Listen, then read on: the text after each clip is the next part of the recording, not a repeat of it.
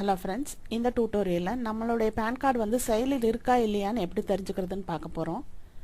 போலியான பேர், போலியான முகவரியில் பேன் கார்டு வாங்குறதை தடுக்கிறதுக்காக நம்ம கவர்மெண்ட் வந்து பேன் கார்டையும் ஆதார் கார்டையும் லிங்க் பண்ணணும்னு சொல்லிட்டு ஒரு ஆர்டர் போட்டிருந்தாங்க. இப்போ அந்த டைம் வந்து ஆகஸ்ட் 31 வரைக்கும் எக்ஸ்டெண்ட் பண்ணியிருக்காங்க. போலியான மற்றும் மோசடி பெயரில் வாங்கின பேன் கார்டு வந்து 11 லட்சத்துக்கு மேலான பேன் கார்டு வந்து வருமான வரித்துறை வந்து முடக்கி வச்சிருக்கிறாங்க. இப்போ ஒருத்தர் பேர்லேயே நிறைய பேன் கார்டு இருந்தால், இல்லாட்டி டூப்ளிகேட் பேன் கார்ட்ஸ் இருந்தால் அதையெல்லாம் மத்திய அரசு வந்து முடக்கிட்டு வர்றாங்க. இப்போ நம்ம பேன் கார்டு வந்து ஆக்டிவாக இருக்கா இல்லையான்னு எப்படி தெரிஞ்சுக்கிறதுன்னு பார்க்கலாம்.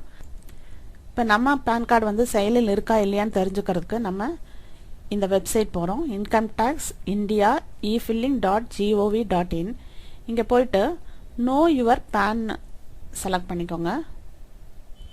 இதில் சர்நேம் கேட்டிருப்பாங்க, இது கொடுங்க. பாருங்கள், இந்த ரெட் கலர் ஸ்டார் இருக்கிறது எல்லாம் நிச்சயம் நீங்கள் இந்த டீட்டெயில்ஸ் கொடுக்க வேண்டியிருக்கும்.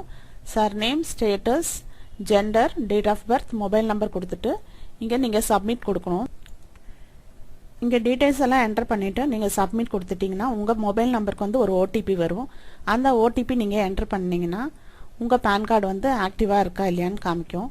ஸோ லட்சக்கணக்கான பேன் கார்டு வந்து டீஆக்டிவேட் பண்ணியிருக்காங்க. அதனால் உங்களோட பேன் கார்டோட நிலைமை தெரிஞ்சுக்கிறது ரொம்ப அவசியமாகுது. ஸோ ஃப்ரெண்ட்ஸ், இந்த டியூட்டோரியல் உங்களுக்கு புரிஞ்சிருக்குன்னு நினைக்கிறேன். தேங்க்யூ ஃபார் வாட்சிங்.